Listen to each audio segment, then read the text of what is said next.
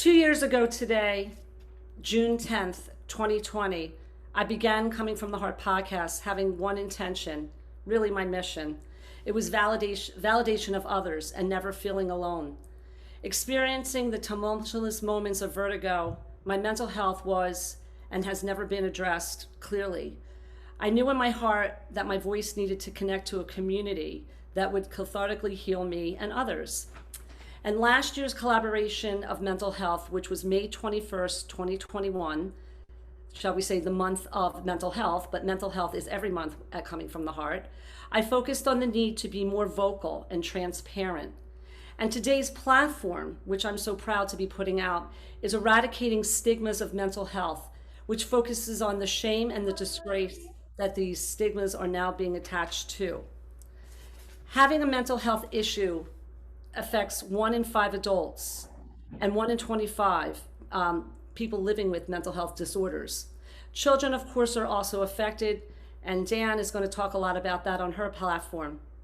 I want to take a moment and just say welcome to this incredible panel of awesome people who are going to come here this evening and talk about the eradication of mental health and what we can do to change the trajectory. So thank you guys from my heart. You're celebrating my 2nd year anniversary. I'm so proud to be sitting here with you guys in my bathroom, although we're not saying it's my bathroom. It's an area that's nicely lit. And we're gonna start talking to you guys. So without stalling, let's get into this. Okay, Michelle, let's talk a little bit about your platform, who you are, and go from there. Sure. Well, I am Michelle Lukasik. I live in Chicago, Illinois. I am a designer and brand strategist. That's kind of what I do for my profession. And when the pandemic hit, I felt so compelled to do something in that moment to help humanity. And so I went down to about 1/16 of my billable hours, and I co-founded Make Good Together with my partner, Eric Nixon, and kind of have been doing that full force ever since. Really to start to try to, play a role in helping to, end the pandemic, but it has become so much more over the course of these 2 years. So to give you kind of a framework for what Make Good Together is, we really aim to inspire and empower everyday people to be the leaders that the world so desperately needs. There's a lot of despair out there. There was 2 years ago. There is right now, maybe more so than ever, tumultuous times, war, gun violence, Roe v. Wade, economic turmoil, and again, this ongoing pandemic, just so much at stake right now. And we were seeing a real lack of agency from an individual standpoint and a sense of hopelessness. But the truth is that if you can take accountability for your actions and for your influence and take acts to make small change, that individual action has this ripple effect. So what you do for the world not only influences your environment, but it also influences those closest to you in real life, friends, family, coworkers. But now that we are more in digital spaces, also online and in the digital ecosystem, if you will. And we believe that if we get enough people in this mindset of making good and feeling empowered and inspired to make real change just through these small acts or small shifts to nudge social norms, that like these waves, or these ripples rather, can become these massive waves. Just like it's incredible if you get enough people on the same page doing this good work. And we've seen that kind of that wave happening. It's really cool because that wave effect is kind of a bottom up leadership. When we think of leadership, we think of it kind of top down, and somebody, an authority, tell me what to do, give me my marching orders. But we realized, maybe there's not going to be the marching orders that we're waiting for. So that sense of empowerment, inspiration, kind of taking it on to be the person that you need to be for yourself, for the world, for the people in your sphere. It's empowering, and it really does kind of stamp out the hopelessness. And circling back to breaking the stigma of mental health, I mean, hopelessness has been and despair have been big kind of pinpoints in all of our existence over the last 2 years. So what we really try to do is give people that hope through, personal action. Thank you so much, Michelle. Amazing. Thank you so much for your thoughts. Scott, you're up. Scott Sure. Rosenfeld. I work in the movie business. I'm in Los Angeles right now, and the 2 years during the pandemic were difficult for everybody, and it definitely shut down the industry I was in. And as usual, it didn't affect people who are wealthy and who could ride it out, but it affected just everybody else. People who work every day, craft workers, people on crews, actors who don't make millions of dollars. And it was a very, very difficult time. And people, they're not very good in the industry of figuring out what else to do, because most people have worked so hard to get to the place they're at that they don't want to think that they might have to do something else. So a lot of people really struggled through it. And I just watched it. I watched it from being here in the U.S. I also work overseas. I saw it from overseas, and it was a difficult thing for everybody to go through. I people wrote it out, right? Ultimately, you kind of have to, but there weren't a lot of tools available, which is one of the things I'm still curious about. And that's one of the things here. It's like I didn't see anybody in my industry solve anything, right? There are people who are starting organizations and trying to figure out stuff. And in my industry, unfortunately, it can be a very selfish industry. So people want to take care of themselves or just their own families, and there was a lot of entrenchment, like there might have been elsewhere too. And I saw a lot of that. It was disappointing. It was very disappointing. So for me, I think I I I I started thinking about doing not other stuff like totally other profession, but I was active in writing, and I did some other things that I'd wanted to do for a long time. And my writing sort of came out during that time because I wasn't able to work as a producer. And it's helped me a great deal. And actually, writing in general usually is cathartic anyway, whether it's good or bad, it doesn't really matter. So that's the part I learned a lot about sort of like writing as therapy. It really was a great thing for me. And I encouraged a lot of people to do that. And even if they weren't writers, because people are afraid, well, I can't really write and I can't write professionally. But I said, it doesn't matter whether you write professionally or not. It's about, exposing yourself or getting your thoughts down. So that was a big thing for me. And I think it helped me and it helped a lot of people. Uh, you know, Look, all of this, from afar, it's like what just happened in Texas, the gun control issue, which is paramount. But then there, on top of it, and I'm not stating this as a conservative platform, but there isn't, once you get past or try to get into and figure out how to get guns out of kids' hands, which we should be, there still is an issue about, how come people like that aren't getting flagged, right? Why aren't they getting, from putting the gun part aside, which is bad enough? Why are they not getting flagged? Why are they walking through?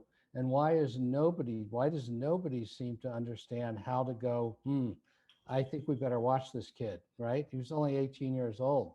So if I could do, if I could do anything in life besides gun control, which is number one, if I could do anything else, I think I honestly would start over, get a degree in psychology, get a master's, get a PhD, and figure out what to do and how to see this. Because the fact that we don't see this, or we see it but we don't know what we're looking at, I find, a pervasive issue that I wish there was an answer to that, because I don't know that there is an answer to that.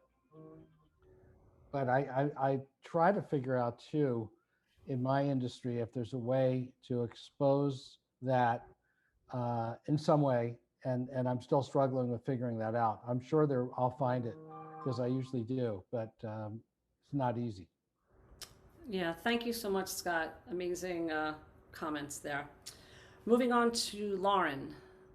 Hi, my name's Lauren. I am from Phoenix, Arizona. I'm a student at Penn State University. And mental health has been something I've been involved with since high school. When I started at Penn State, I started August 2020. So obviously things were difficult to say the least, but I've been able to get involved with a few different platforms there. I work as a research assistant in the emotion development lab at Penn State. Instead of some of the studies we're doing are trying to find ways to combat and help mental health issues, which is a really cool thing to be a part of. And we work with teenagers, so it's really cool to kind of be able to try and find ways to help them. I'm a tutor and the student mental health lead for the AOC Homework Helpers program, which has been amazing. It's a wonderful program, and it's really inspiring and heartwarming to see the importance of mental health in that program, especially with younger kids, and kind of training our tutors of what to do and how to approach conversations and stuff.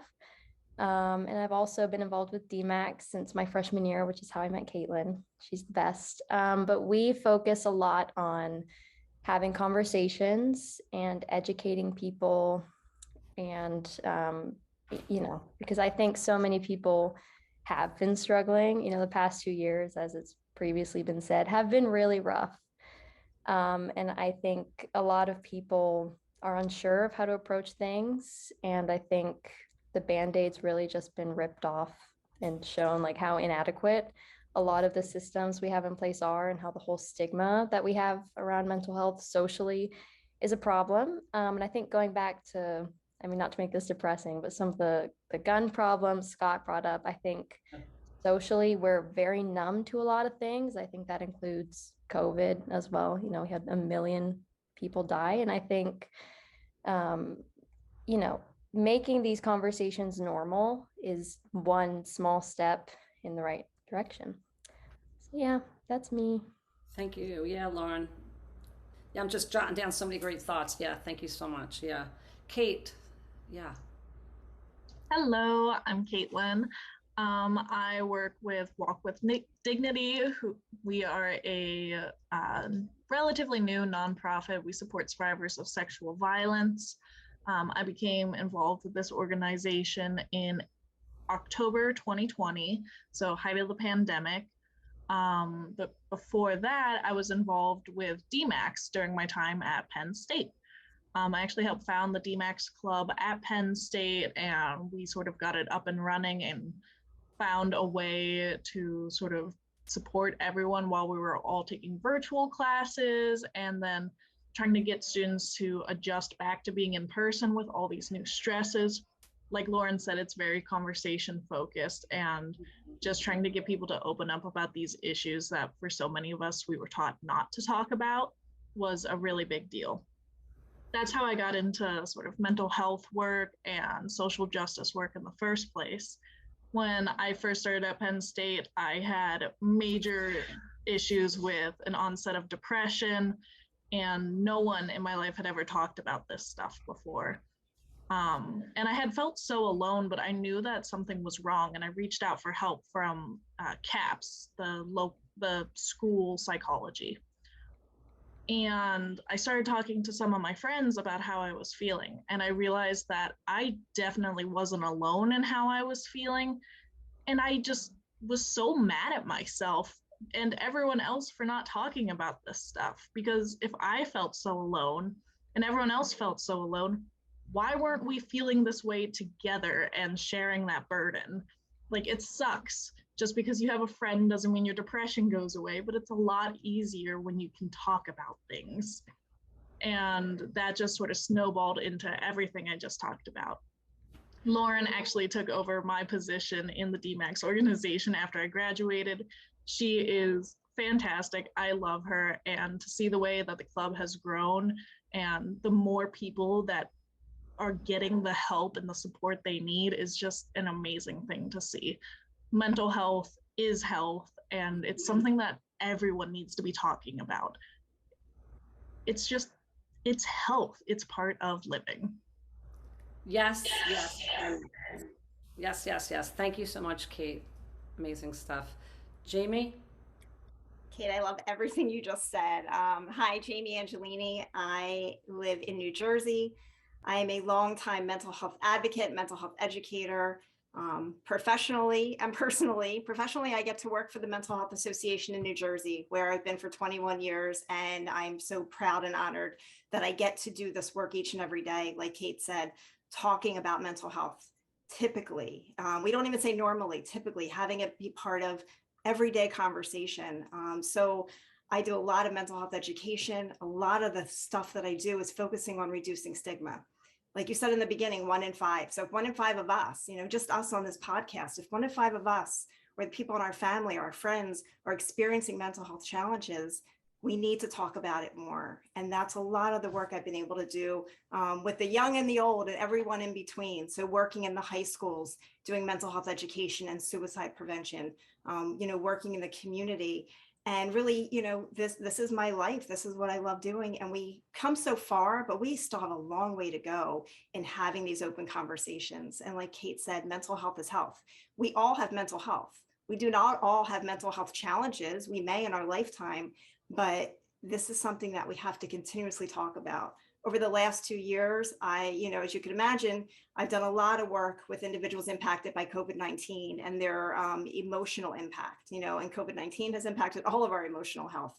But long before that, working with individuals and just educating communities and trying to just change the narrative around mental health. One of the things that, and I think a few people have touched on it already, that we're faced with is that people are connecting mental illness and violence, and that's simply not true. So when we talk about breaking stigma, I think every one of us have to take on that narrative that people living with mental health challenges or mental illness do not do bad things. Bad people do bad things. So when there is, mass violence, it makes our job as mental health advocates a little bit harder. We're working so hard to break the stigma. And if any one of us was experiencing a mental health challenge, and then people are, feeding into that stigma, well, it's harder to talk about it. It's harder to go to someone and ask for support and help. So I'm just so thankful to be here with all of you. I'm so thankful that each one of you are doing this work, because it takes all of us. And, this is what I do each and every day, is mental health education and trying to, fight to break the stigma. And each one of us can make it a little bit further, but we need all of us. And we need this to be typical conversations in everyday communities, in our physicians' offices, anywhere we go, talking about mental health, and especially in our schools. I'm excited to hear from Dan, because I know she's going to talk about some of the work and just some of the passion with young people. But thank you. Thanks for having me. I'm just excited to be here. Jamie, you are always rocking it with mental health down in Atlantic City, Atlantic County, and thank you so much for your voice and everyone's voice that is here today. I love the fact that we have such a diversity of this collaboration of so many platforms, and that's why I was super psyched to get all of you together. So thank you. Evan. Hey, thanks for having me. This is so wonderful. I'm in the music business, and I have an artist development company called Experience Music Group, and really honestly stumbled on mental health because during COVID, we had Clubhouse sessions. I'm not sure if all of you know what Clubhouse is. It's an app. It's sort of a community app for people to come on and support each other and help each other in the music business. And I had weekly sessions, and with artists and people and producers and writers and pretty much everyone that was out of work. And every week the conversation turned to mental health. Every single week. And it opened my eyes to something that I knew was an issue before in the music business, didn't realize how big of an issue it was, and then what COVID had done to it. Because essentially you're taking something where people can't tour anymore. There's no in-person meetings. There's no going to the studio. And it's a very collaborative process, and that got taken away. And so I'm not a psychology major. I'm not an MD. But these sessions, honestly, they turned into therapy sessions where you would just sit and listen to artists talk about how hard it was. And, over time, really kind of within the first few months, I thought, well, I need to start helping these artists. And one way that I can help them is by bringing as many people that I know in the music business onto this, have them hear their stories, and connect them to see if they can help each other grow each other's careers. And I just, it really opened my eyes to what part mental health plays in the music business and how prevalent it is. And then, like, obviously a lot of you have mentioned stigma. No one talks about mental health in the music business. I'm very sure to the film business as well, but it's hardly ever talked about. It should be priority number one, because it's if I've heard it from one person, I've heard it from, I don't know, thousands. And so it's great to be here and great to sort of share, my experience and really listen to all of you, and learn, because it is a tough time for everyone. And I have kids, 12 and 14, and I want to be there for them and be able to have those conversations with them, an open conversation about mental health, and not ever let them feel like it's not something that they can talk about. So thank you. Awesome. Thank you so much, Evan. Dan, let's hear what you have. Hello. Thank you, Angeline, for having me on here. It's my first time on a podcast, so bear with me. No, good. My name is Danielle, and I work for Lodestar Children's Services. I've been with them for coming up on a year and a half. And a little bit about us. We are a nonprofit. We provide in-home mental health therapy for support for children and their families throughout Suffolk County, Nassau County, Brooklyn, and Queens. And what our goal is to really support families and their children so that they don't have to be placed into institutions. We want to be that proactive answer, get in from the get-go so that it's not too late. We currently are working and supporting about 115 clients, age range from 5 to 21. And the type of services we provide, it's called home and community-based and child family treatment and support services. So it's all under the Department of Health and Office of Mental Health. And I didn't know that this existed before I joined the organization. I did not know that these types of free support through Medicaid were out there. I always thought, you had to go into someone's office. It had to be a formal pay out of pocket type of situation. And we're different. And, I think recognizing that support comes in all shapes and forms is really important. So our founder started this organization 6 years ago because he worked in group homes and he became a care manager. And one time he went to go ask his supervisor, hey, can we help support a child? He's looking to have someone who also went through some substance abuse problems, looking for a male, kind of just had wanted to have that connection with someone. And his supervisor goes, at this time, he can only work with Susie, who's about 72, or he's going on the wait list. And James was like, no, this can't be the same answer that I keep getting. The kid's going to go on a wait list, go on the wait list. And so he said, okay, I'm going to take a risk and start this organization. So we've been growing, which is phenomenal in one sense, but also it just recognizes that mental health for children is truly needed, especially after the pandemic. It really exacerbated, showing that mental health is going to be, as someone was saying, it is part of health. It is there every single day. So we recently had an event. It was called Milestones for Mental Health, which is an amazing event. We walked about 12 miles across Suffolk County.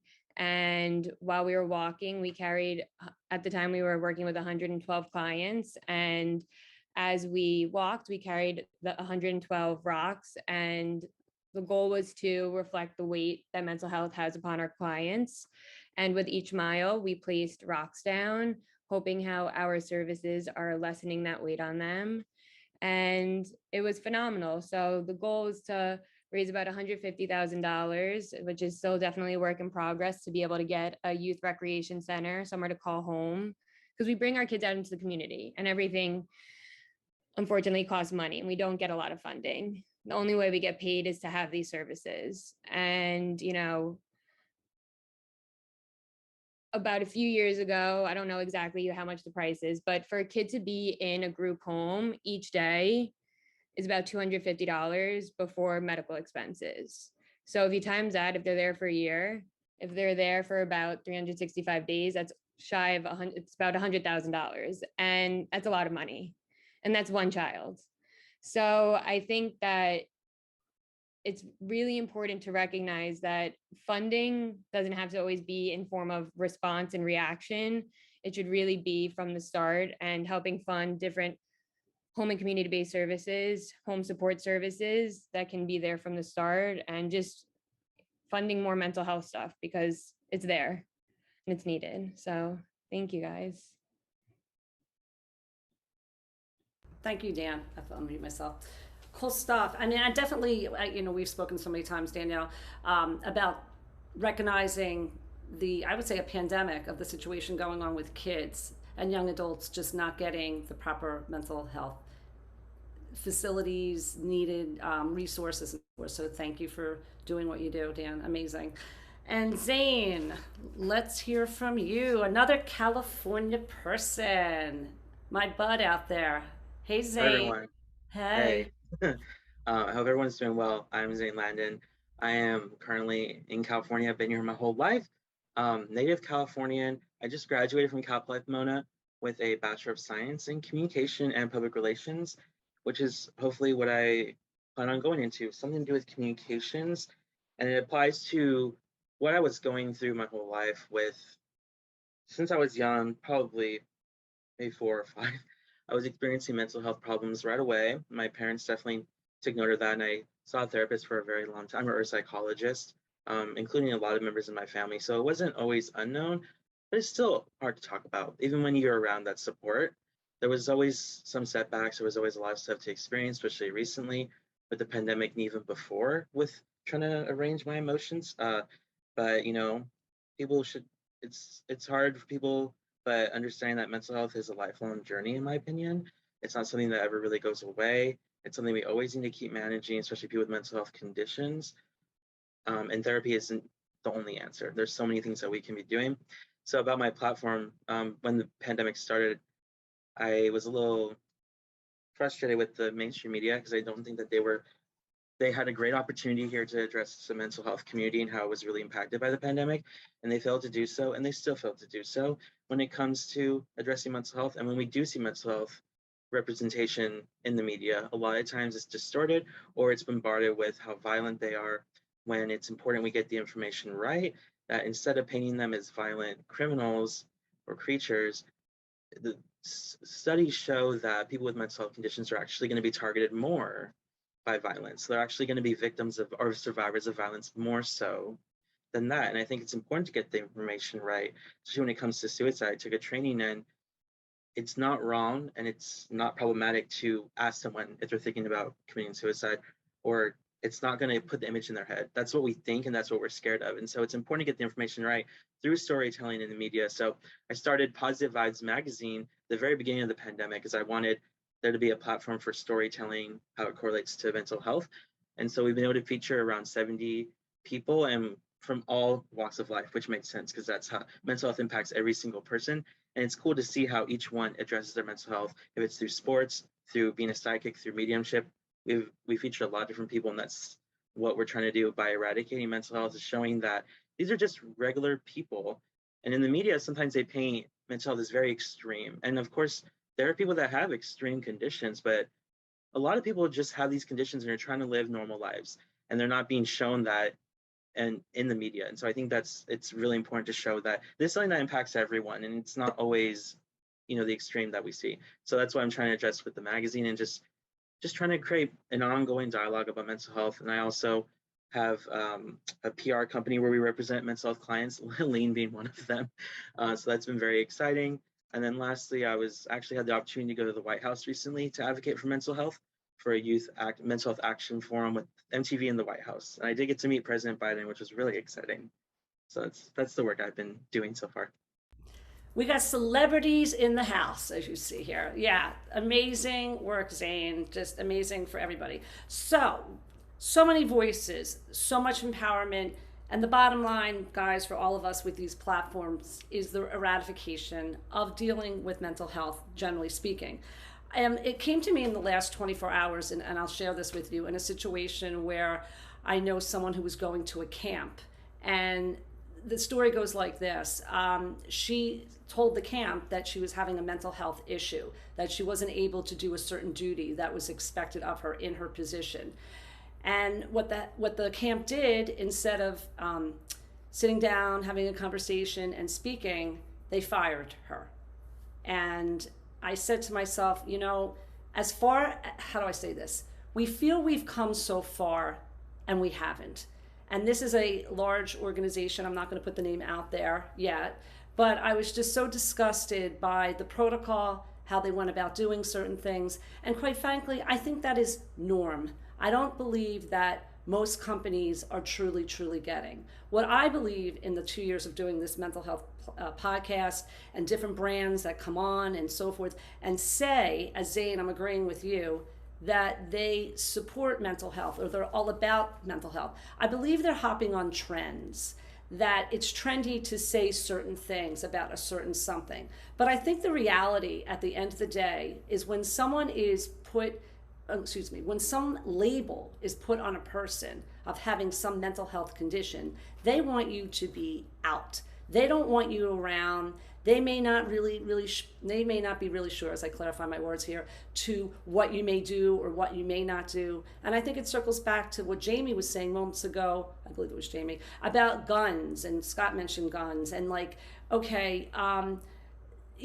thing is that when you're talking about someone with a mental health issue, they may not be the person who's going to go shoot a situation up or a school or something like that.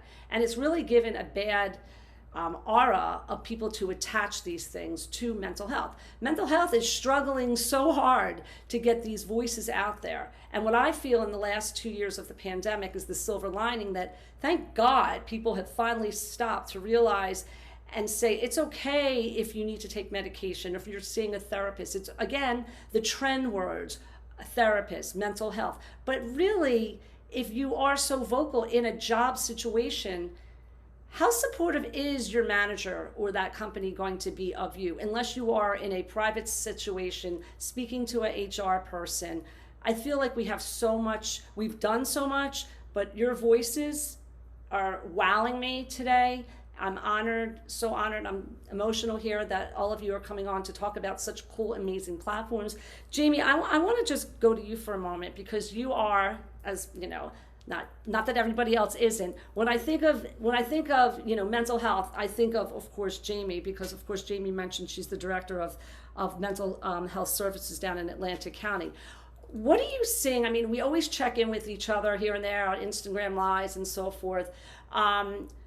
With the stigmas. I mean, the stigmas are still there. I mean, clearly, I know in regards to stigmas, to eradicate a stigma, you need to be more vocal. There needs to be education. There's different courses, different things that are happening in the schools. Are the schools doing enough? Probably not. I can say that. I worked in the schools. I'm not really sure what's going on. Teaching children at a small age about mental health. It's okay to feel a certain way. And as a person matures and grows, then they become yet a more educated individual regarding mental health. So Jamie, what's your piece? So I agree with everything you said. And we have a long way to go, but we are making progress. I mean, the work that we're doing now, organizations and businesses that are opening their mind and opening their doors to say, come in, and do a workshop around mental health. Those things were not happening before. Now, a piece of that has been the pandemic. You know, whenever there's a disaster, you know, we don't want disasters to happen, but I saw this after we talked about Superstorm Sandy. We see this after disasters, that people are more open to talking about emotional health because everybody's impacted. So we have seen a shift. We have a long way to go, but we've seen a shift in people asking, hey, can you come in and talk with my employees? Can you talk with HR? Can you do a training on mental health? Can you come into the schools?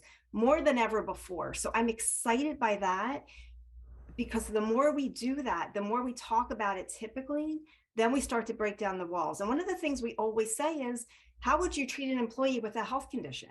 Because we all know when someone's experiencing or living with cancer or heart disease or COVID, we rally around. What can we do? How can we support that person? Do they need time off? Can we drop off a meal? Can we give the kids a ride?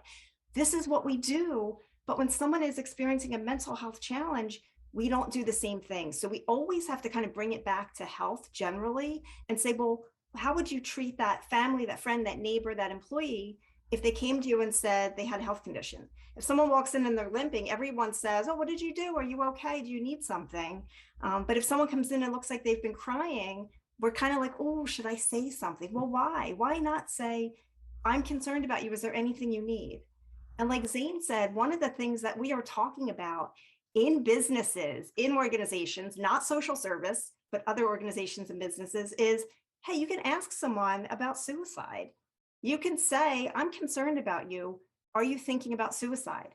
And we would never give someone the idea, like Zane said, and we can have open conversations. So we are doing more of this public education training for people that have no background in mental health. And that's what's changing the narrative. And that's what's changing the conversation.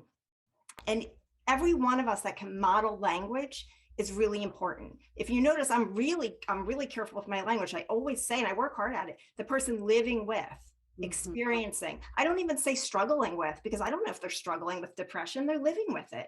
So even when we teach people about changing language, the person who might be experiencing that hears that, and they might feel more open to reaching out. So I am seeing some positive shift in breaking stigma, but I agree with everyone here. We have to keep at it, and we have to keep at it each and every day. And we have to get to leadership and HR and businesses in the community so that something like what happened to your friend doesn't happen to someone else if they come openly and say, hey, I'm experiencing, or I'm struggling, or I'm in distress, and I just need some support here.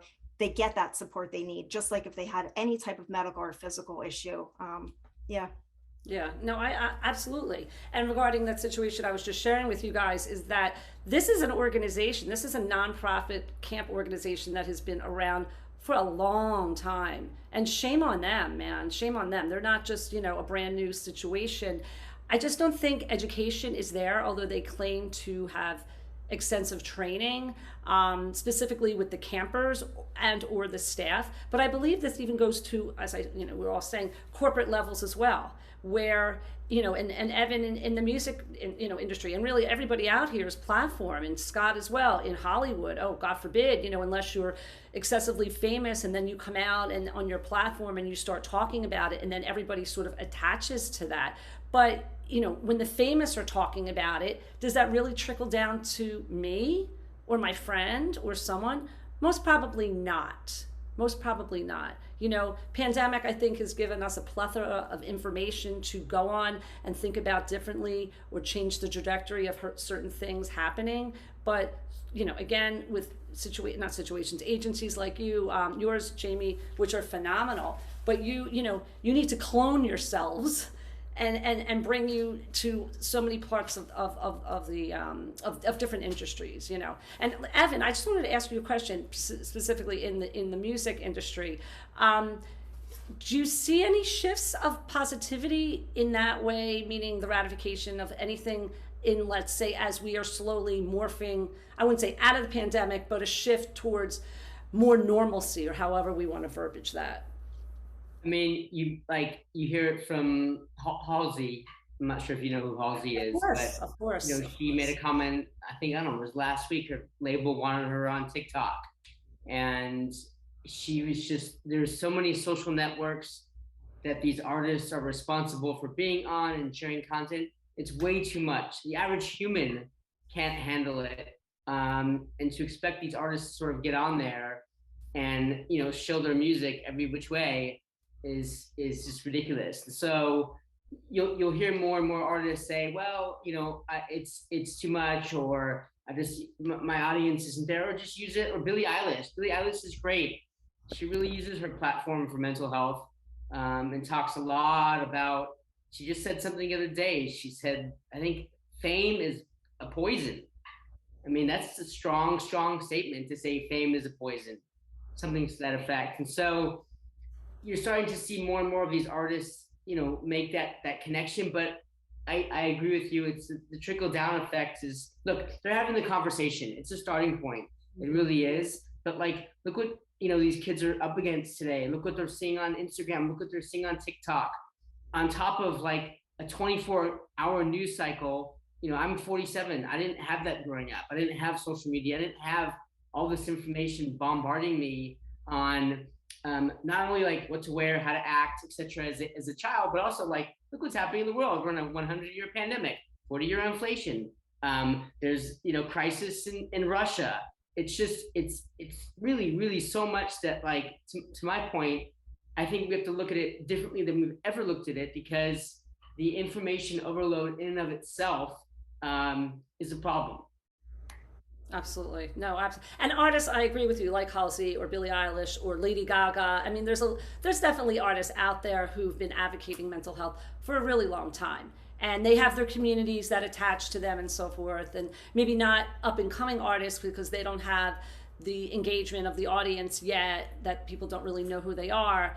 But at least voices are being heard. But again, I think it's, I'm seeing some people's notes here about, it's always the trickle down. It's, is it going to get to the everyday person? Would a situation not happen again that happened to my friend in a camp situation where they were fired? They were fired because of their mental health. I mean, bottom line, did they say so? No. And they were following the person around, making sure that they didn't like do something crazy. Yeah, it's just, you hear it, you see it. And then, I just wanted to also just throw out there, the rate of suicide. The rate of suicide is through the roof. I believe it was very much happening pre-pandemic. I think that, I worked in the graduate world. I taught grad school for 18 plus years, all different sectors of population where suicide is excessively high. Jamie, of course, I can go to you for a second for stats on that, because I probably wouldn't have that on the top of my head. Globally, 800,000 people every year. And if we, in the United States, close to 47,000 people die by suicide each year. One suicide every 11 minutes. So yeah, absolutely. We need to do more in suicide prevention and awareness, and we need to start much earlier with young people. Yeah. Yeah. And take the stigma away of not speaking, like you said, about a suicide situation. It's always like, shh, ooh, don't talk about that.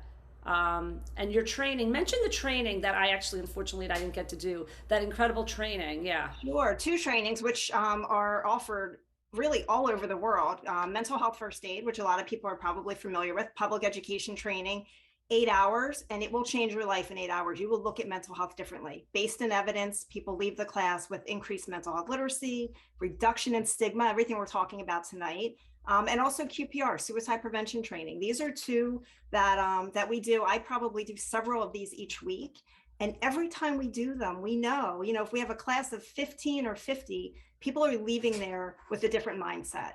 And people are leaving there, like Zane said, looking for signs and saying to someone else in their life, are you thinking about suicide, for the first time ever? And even the way we talk about suicide, we say die by suicide. We no longer even say committed suicide. We're trying so hard to reduce stigma and change language. And those are 2 trainings that we are able to do. And they're happening all over the country and all over the world to reduce stigma. So really proud of those, and happy that I'm able to be an instructor and to do some of that. No, absolutely. Could it be seen on the corporate level? In corporations, I mean, I know you do many different types of training, but do you think corporate wise or startups? I mean, I keep saying corporate. What is corporate these days with the pandemic and so many different situations changed? They have shooter training. They have, like, when I was in the school, like, protecting and this and that. But what about that? I mean, as well. I'm not negating what I just said, but I'm just saying suicide prevention training is excessively needed. Do you think it'll happen where corporations will attach to this? I think it's happening more, and maybe I don't know if anyone else tonight is seeing it happening at the corporate level, but we are seeing people, and unfortunately what happens is sometimes after a death by suicide, that's when we get the call, and we have to focus on more prevention. But that's the time where people say, oh, can you come in and teach my staff? Now we'll take any opportunity, but we have to stop being reactive. We have to get in there first. But we are seeing it differently. We are seeing it with corporations and leadership. And someone even mentioned like mental health days in the chat. That's something that we have to talk about more, and has to be built into everyday organizations and corporations. So I'll let someone else jump in, but yeah, absolutely. Okay, We're seeing it, and we need to see more of it. Absolutely. Yeah, I was going to say, and just thinking about the people who die by suicide, around 25 attempts happen per death. So that's a lot of people. And we do talk about how we're very reactive and not proactive. But the thing that is interesting is even though we're being proactive, we need to be even more proactive, because 50% of suicides, the person previously attempted. So someone who died by suicide, 50% of them previously attempted before, and they clearly were not getting the care they needed to successfully do it. And this time it was their second time doing it, or trying it the first time, then second time, and it's very unfortunate. It's like even being proactive may not be enough. There needs to be something more there. Just something I was thinking about. Yeah, thanks. Thank you, Zane. Anybody else? Dan, have some thoughts? I think I shared this with you, and I apologize for not knowing who had stated this, but there's this idea that if you have the ability, you basically are physically moving from day one. And if you get injured, you go to physical therapy. But we jump to mental health therapy as the response when situations arise. And it's like, why are we waiting to respond and react when things can be happening from day one? And it doesn't always have to be, it's the language, it's talking, it's the open communication, it's saying, hey, is it okay to ask for help? Yeah, it's okay to ask for help. There is no shame in that. Everyone should feel that comfort, whether it be to a friend, a teacher, whoever the person in your world may be. People should have that comfortability and security to know that your voice can be heard and it should be heard. Dan, do you think it's, for an example, like Gen Z, the Gen Zers? Okay, you're Gen Z. Alexandra's Gen Z. Jane, there you go. We got Kate, you got, the pack here. Where you are more in tune to be that much more sensitive of mental health because you're growing up, or not growing up, you are a mature adult in this other world that we're living in pandemic, where you would be much more sensitive to that, or suicide, meaning when someone, would have a conversation about that. Do you think because of your generation? I think a lot has to do with technology and social media. Of course, as Zane said before, there definitely is a way that it skews into the wrong direction. However, I do think people just having conversation in general, and being able to, click on my phone and just saying, asking Google a question, granted it might not give me the right answer, or, hearing a podcast or hearing people talk about it, I think it has showed people that these conversations are happening out there. And as I apologize, I think it was either Lauren or Caitlin before who was saying that, there might be a group of people who are feeling something, but it was always like, oh, I'm alone in this feeling. It's like, no, like we could be alone together in this feeling. So I think social media definitely has its perks and non-perks, as does everything in life. But I think that has definitely sparked this conversation for a lot of people and that comfortability to talk. Kate and of course Lauren, I want to hear your perspective on this, the Gen Zers out there, and also the organizations that you guys had at Penn State. I think, for sure, going off of what Danielle said, I think technology and social media has really opened people's eyes to, unfortunately, how common these things are. And I think, kind of going off of what Evan said about just how crazy the world is, I think, we grew up like post 9/11, 2008 recession.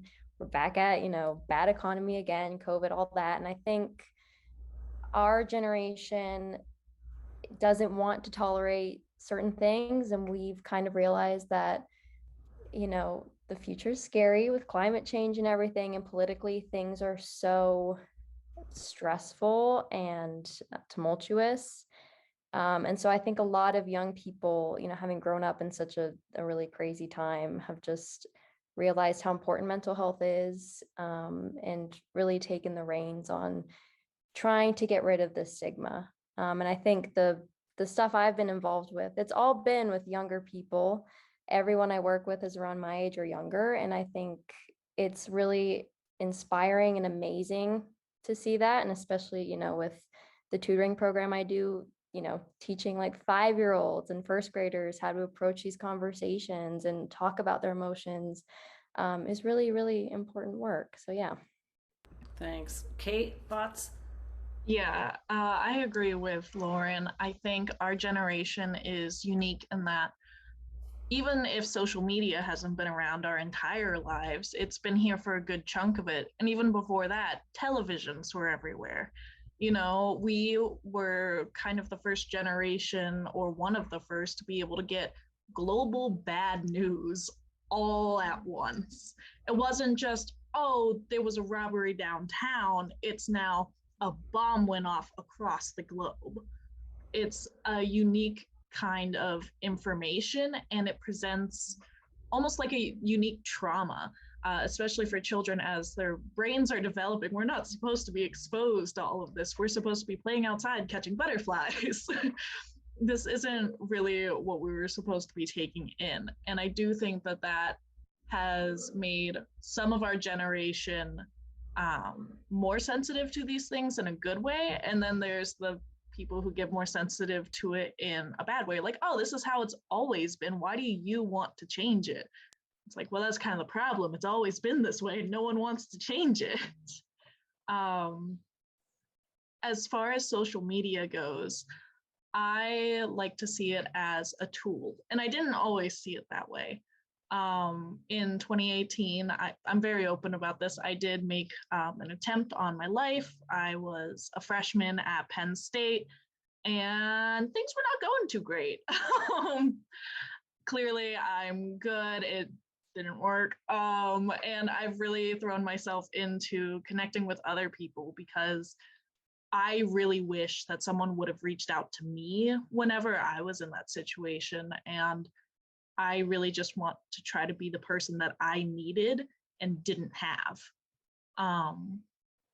And as part of my recovery, I started reaching out to people more, and that meant using social media more.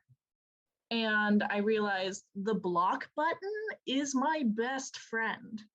Yeah, I don't have to see my ex-roommate's vacation. That's just going to make me feel bad about myself and like an argument we had 3 years ago. I don't need that.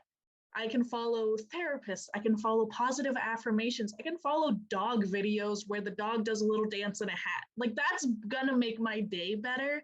And I'm allowed to shape the stuff that I take in a way that is healthy for me. I also follow activists, so I know what's going on in the world, but it's framed in a way that allows me to say, this is a problem, but there is a solution, and we just need to work towards it together. Social media can be incredibly toxic, but it can also be a beautiful community. And that's really what I try to focus on. I really try to turn the conversation to, yes, that's a problem, but it's one that we can fix, and we can fix it now. And as soon as you divert enough attention away from a bad thing and towards a good thing, that's what people are going to focus on. We focus on the bad right now. The bad is addictive, but we're letting it be addictive, and it's just making mental health worse and leading to more issues the more that we focus on bad things and not the solutions to those things and the way that things can get better. So that's how I see things. Yeah, awesome. Scott, I want to hear from you because I know, I want to, Scott and I talk about lots of different topics and lots of different things and mental health when we sit down at Starbucks and have our tea and coffee. Scott, Hollywood, you think of Hollywood, these famous people, eradicating stigmas of mental health. They happen on these platforms.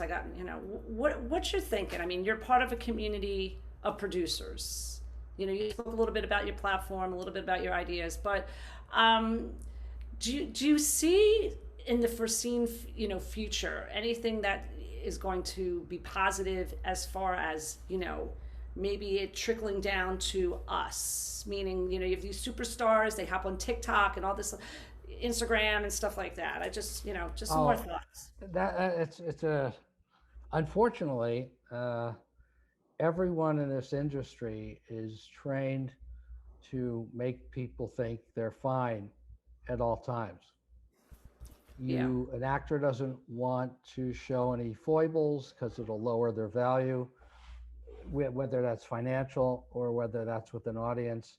Directors don't want people saying, oh, he or she has got a problem, let's hire somebody else, etc. Right? Writers, everybody. So I think it's one of those industries where you're really not not only trained, but you aren't allowed the opportunity to do it. Look, in professional sports, there have been athletes opening up lately, right, or the last 2 or 3 years, and it's always a surprise when some football player or baseball player says, or basketball player says they have mental health issues. We're always like, what's his name, DeMar DeRozan, right, plays for San Antonio, I think. He's one of the few people in pro basketball there's lots of guys who's talked about it openly. And I think it's worse in Hollywood because you get like, don't hire them. Don't hire that person. Mm-hmm. So there's very little opportunity other than the classic private, psychiatry, which people can afford to do. But that isn't fixing a problem, which is probably more pervasive than we know.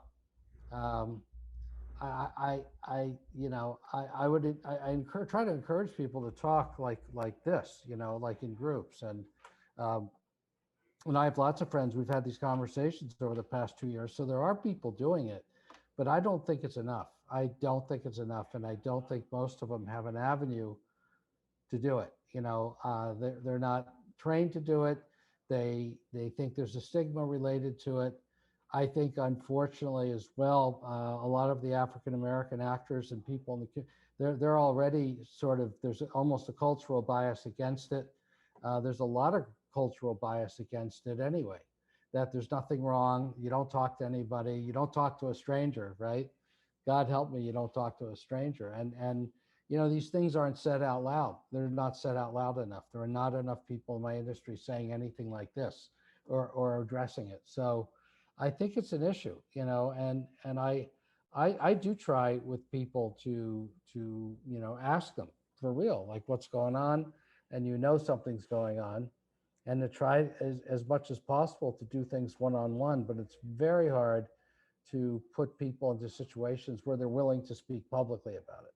And we all know that if several celebrities had, the guts to say things publicly because they're so out there and they mean a lot to people, it would probably help.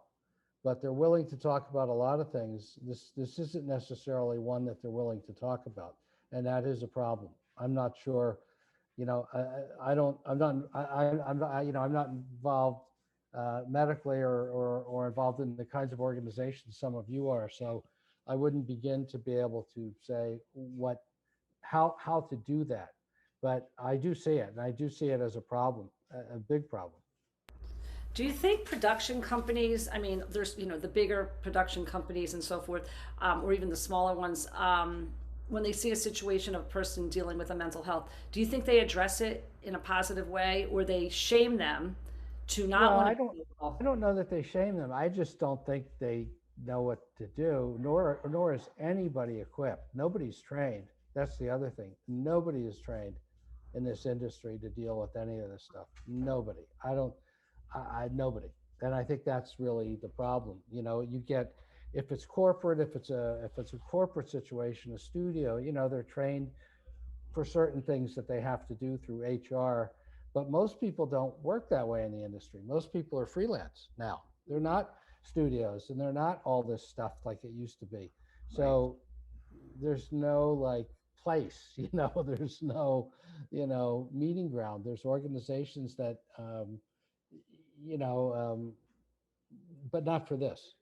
And I think that could change, but it hasn't. And again, part of the problem is that so many people are freelance and they don't work for studios anymore. They don't work for big companies. That's very seldom. And that's not how the industry is based. And it's people all over the world too now, not just in LA or New York, you know, it's all over the country. So, you know, it's a difficult situation for sure. Don't you think the production company would hire, like, you know, look, the year of pandemic time, that they would have more support? I mean, clearly, let's say, you know, a huge actor you know, has a mental health issue and comes out and starts talking about it, and people attach themselves to it. I mean, I think they'd have to be brave and do it themselves because okay, you know, a big actor can afford to do that, right? Maybe a really big, I mean, I hate to say it this way, but the best thing that could happen is that somebody gigantic, right? Somebody everybody knows who's yeah, got the money oh, and yeah. who is like, well, it doesn't matter if I say this, they're not going to not hire me, comes out and says, I have a problem. I mean, it's a, you know, in a way, it's a terrible thing to say, but I think that might be what it takes. Somebody who puts a sign around themselves and isn't afraid.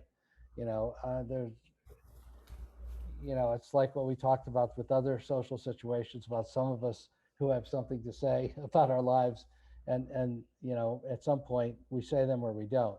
You know, yeah, you're right. So Selena Gomez has spoken out. Yes, yes, yep, She actually absolutely is, but they're under five, you know, I mean, under five people, right? That's one, and I don't know who the other four are, but yes, she does, and she should be supported for that, and she is kind of, you know, she's yeah, not ridiculed, yeah, right.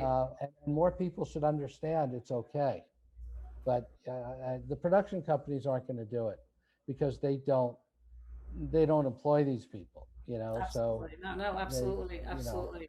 Yeah. Well, thank now, you. what could be Yeah, is the places that could are like the unions, the Screen Actors Guild. right. They saw their membership go through this, right?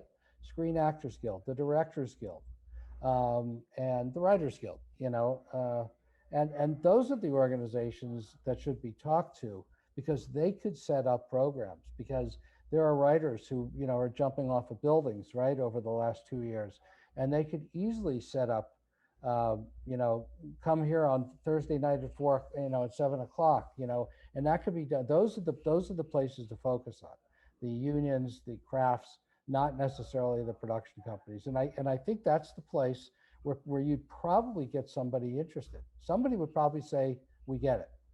Those three in particular, because that's where everybody is. Screen Actors Guild, Writers Guild, Directors Guild, you know, and some of the craft unions, but mostly those are the big three. And I Yeah. think that would be the way to go. Cool. Thank you. Zane, I got to go to you for a minute because Selena Gomez, you, Washington, D.C., Biden, let's hear it. Let's dig in here a little bit. Did you see Selena speak anything, of course, on her platform with mental health? Thanks, Scott, for addressing that and bringing that out to us. Yeah. Yeah, to provide more context, the event where I met Biden, which we didn't know he was showing up, he just kind of showed up while we were waiting after the event. We did for sure. Selena Gomez was there, Dr. Murthy, the Surgeon General, and Dr. Biden, you know, the First Lady. So it was very exciting. We knew we were going to see those three. And at the event, you know, Selena Gomez told a bit about her story. I wish she told a little more, but I can imagine her being very nervous. Her mom was there, but I love just how vulnerable she was about mental health. And it's something that's impacted her career, her life, everything. And she has her own foundation now where she sells makeup, and the proceeds go to mental health organizations to just create change. And so I'm glad they actually brought someone that is doing the work and is engaged in the community, and just someone that really cares about it. You know, there are a lot of, I think that influencers and people who have large platforms have the power to create change. And I think that's where we can see it trickle down in the, you know, in that bubble of people that follow them. And, you know, once someone starts sharing their story like Selena Gomez and more people follow, I think more people are going to follow. I think, Michelle, you mentioned the ripple effect at the very beginning of the podcast, and it makes sense. If someone like Selena Gomez speaks up and she's getting support, now more people are speaking up. And now there's actually like a whole mental health community on TikTok where a lot of people are just openly talking about it and they're getting support. And they'll get that hate because that's exactly what you're going to get on social media at all times. But the amount of support I can imagine is overwhelming. So I wish more platforms would embrace, you know, what I think TikTok is doing and what the kind of like the newer social medias are doing with mental health and how it's becoming more of a culture there.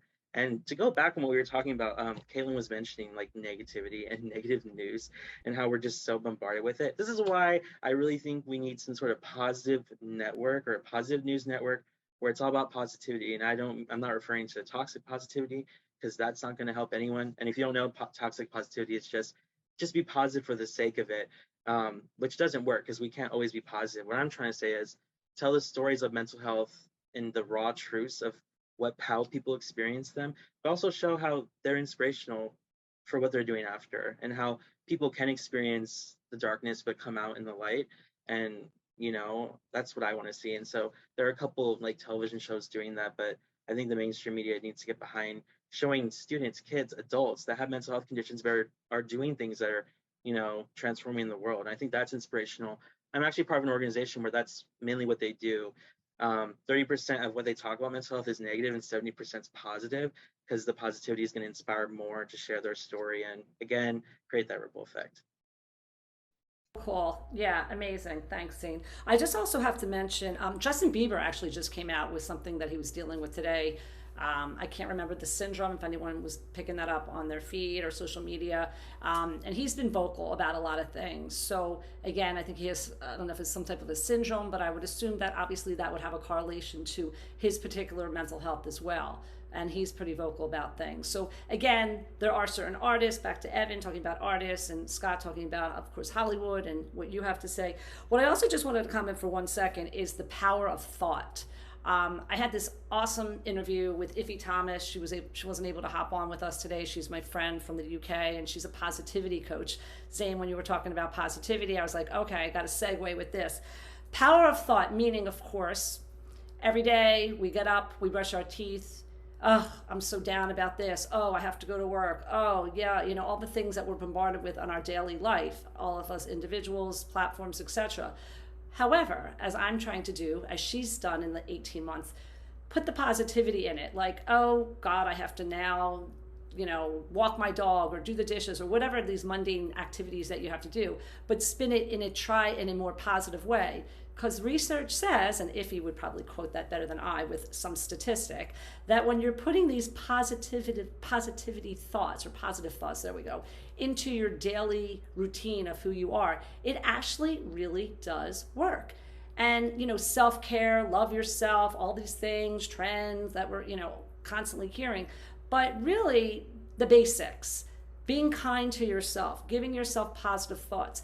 And education, back to the schools, I'm not going to blame the schools to do everything because I was a teacher, but again, if the schools could implement that in their health program, to be kind to yourself, to think more positively, I believe that we would have less fatalities of suicide and less fatalities of mental health issues. So anybody want to jump in and comment on that? Michelle, we haven't spoken to you in a little bit. So what's up, Michelle?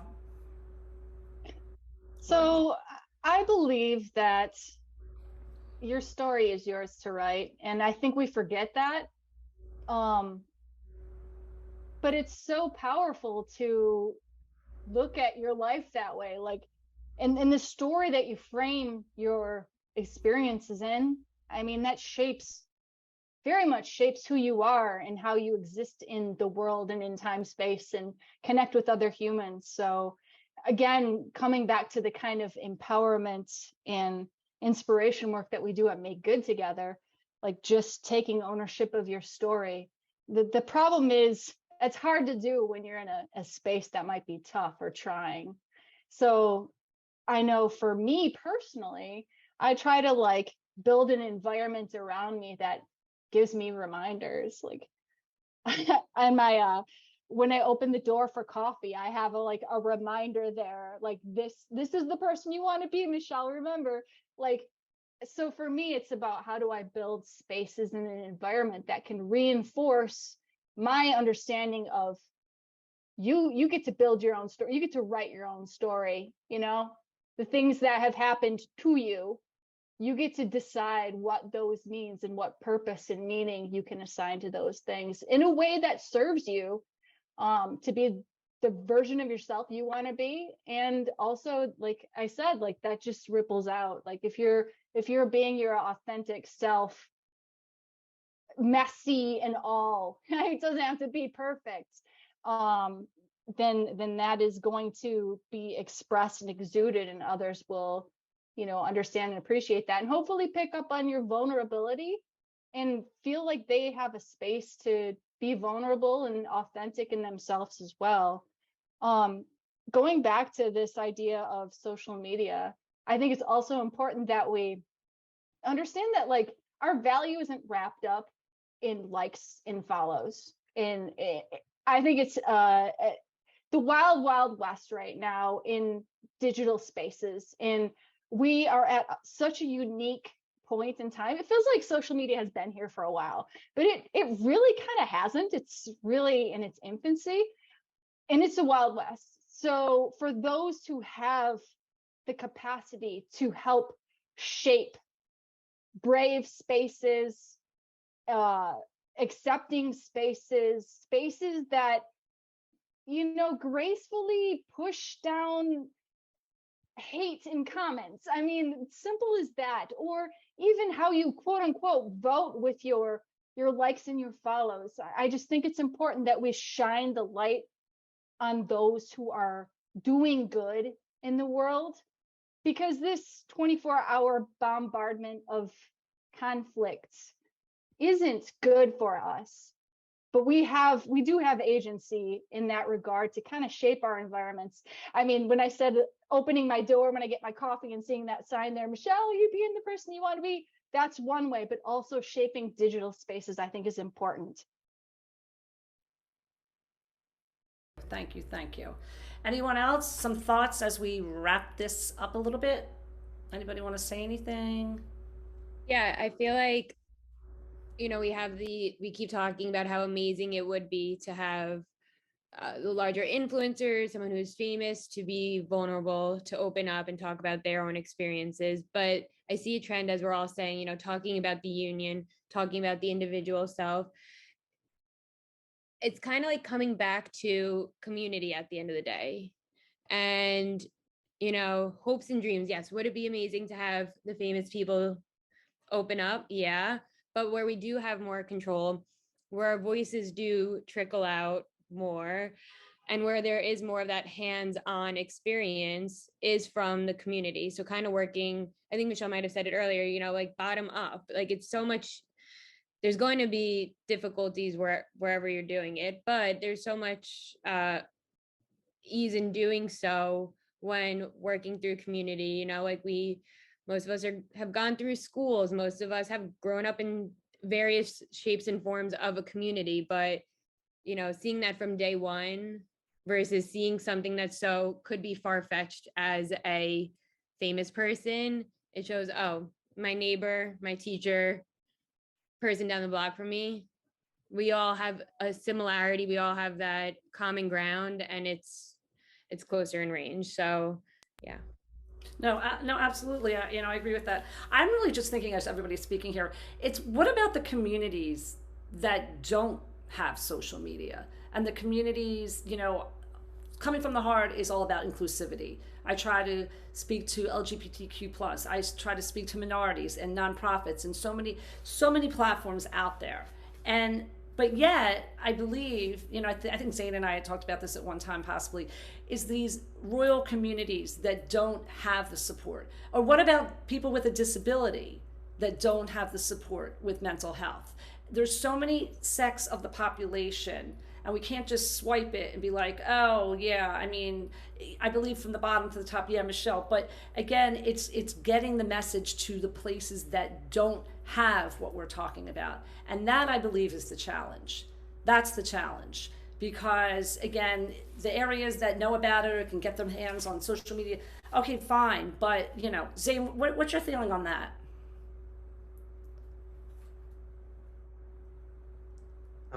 My feeling on that is still the power of mainstream media, because in places where they don't have social media, I still think people tune into television and the traditional news or radio or things that we think are becoming obsolete. I don't think are.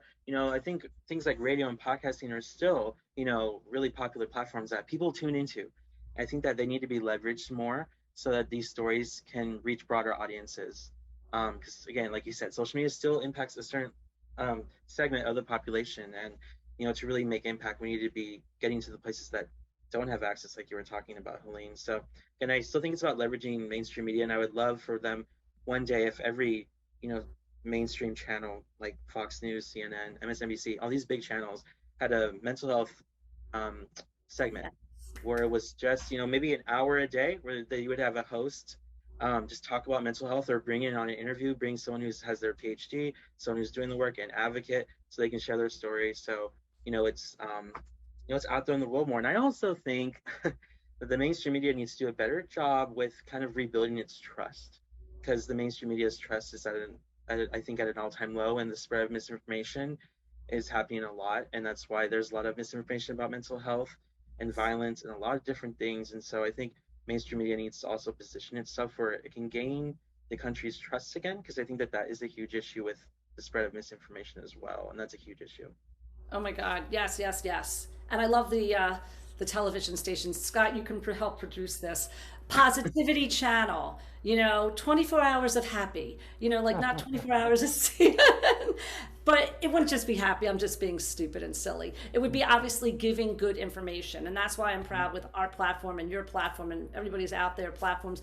Well, if you have a platform, you're speaking, of course, on mental health, where you are giving good information, correct information. I always say, I don't know everything, but I'm going to bring on people that do know these things. And as an educator, I think, yeah, that's amazingly said. What you said is to give quality, good information, not good, but obviously truthful information. There's the word, truthful information that unfortunately in different administrations, we haven't really seen that. So again, people that don't have their hands on the social media would turn on the TV, and then they would attach back to what we were talking with Jamie, gun violence. Oh, it's this mentally crazy ass person that's going around shooting everybody up. Oh, he had a mental health issue. No, he didn't.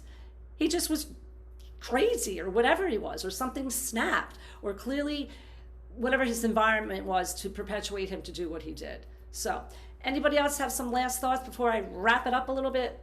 Just one last thought. We're lucky enough to have you and to have this podcast, but just having these conversations at home, in our house, with our young children. Evan and I both have young kids. Starting those conversations there, talking to one person in the community as we leave here tonight to talk about mental health, to say, are you okay? Is there something you need?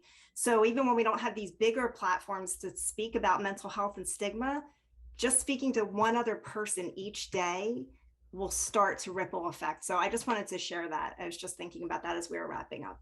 Well, yeah, thank you, Jamie. I think during pandemic time, people would say, or maybe it was a trend of words or verbiage, oh, check in on your neighbor, or check in on someone. I don't believe anyone's saying checking in on anybody right now, as far as I know. I believe at that time, or people would be much more concerned. So that's just my version of that. But absolutely, I agree. Anybody else? Last thoughts here? We're good? Everybody? No, we're good. All right. As our last moments of this beautiful voices of this mental health collaboration, of course, eradicating stigmas of mental health, I always do, and people who know me, who've been on before, I always give a segment which is called a heart to heart. And I believe in the world we're living in the communities that we are coming from, we need a moment just to reflect upon someone in your life, or maybe it's part of your platform, or maybe it was something you've done today or yesterday or somewhere in your life where a situation has touched you in a way that made you feel positive. I'll get back to the positivity of Zane's happy network. So we don't have to go in order if everyone just wants to sort of do a popcorn effect. Dan, I'm looking at you. So Dan, you can start. I connected with a organization today, and she had no idea that these types of services we provide, the in-home mental health support, existed. And she was super excited and is able to send it out to a bunch of colleagues. So to know that whether it be one more kid that we're supporting or 100 more, just sharing, that was a good feeling. Amazing, amazing, amazing. And it always makes you feel good when you give. Obviously, you get what you give, yeah. Scott, thoughts here, heart to heart? I honestly just wish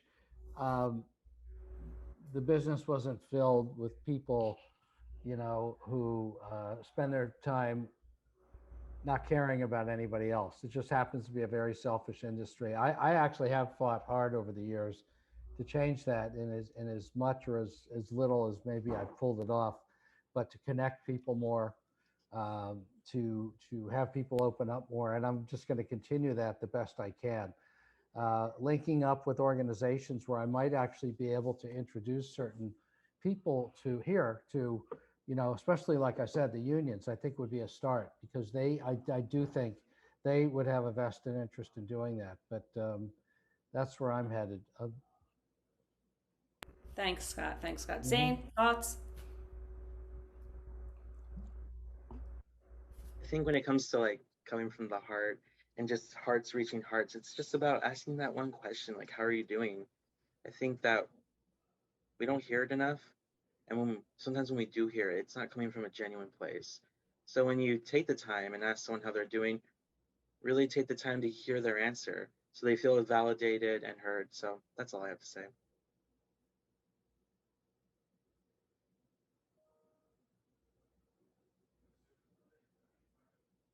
Jamie, thought? Sorry about that. Oh, when I think about what's touched my heart today, we just wrapped up a 6-week workshop with teenagers around mental health, and it has been a beautiful 6 weeks. So I'm happy to be here tonight, kind of thinking about the last 6 weeks with them and mental health and all the wonderful things that they shared as we wrapped up today. So that really touched my heart. That's what I'm thinking of. Beautiful. And then they can spread the word, and they can Absolutely. spread the word and spread the word. Thank you, thank you, thank you. Michelle? So we're starting to ramp up for this event that we call Global Interdependence Day, which is on July 3rd.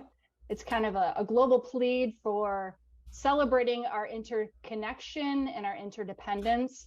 So spending my Friday kind of ramping up and figuring out how we can build this world that we celebrate and recognize our connection has been a really beautiful day for me.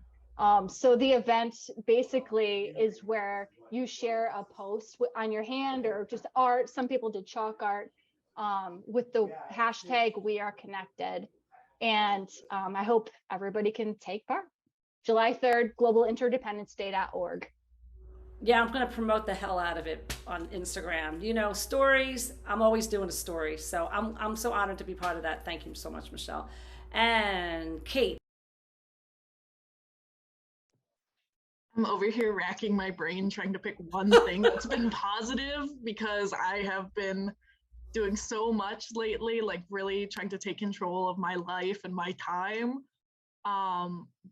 which I guess could just be my thing. I've really been taking over my schedule lately, and I changed what shifts I work at work, and I picked up a babysitting gig, and I'm scheduling time for me to read, which is fantastic, and that's been making me extremely happy. So just prioritizing myself for the first time in my life is pretty epic.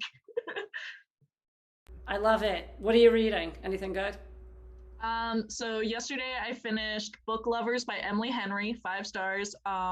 Definitely did not cry for the last 2 chapters straight because of the beautiful metaphors of how the way we choose to live our life is like writing our own story. I believe Michelle said, ?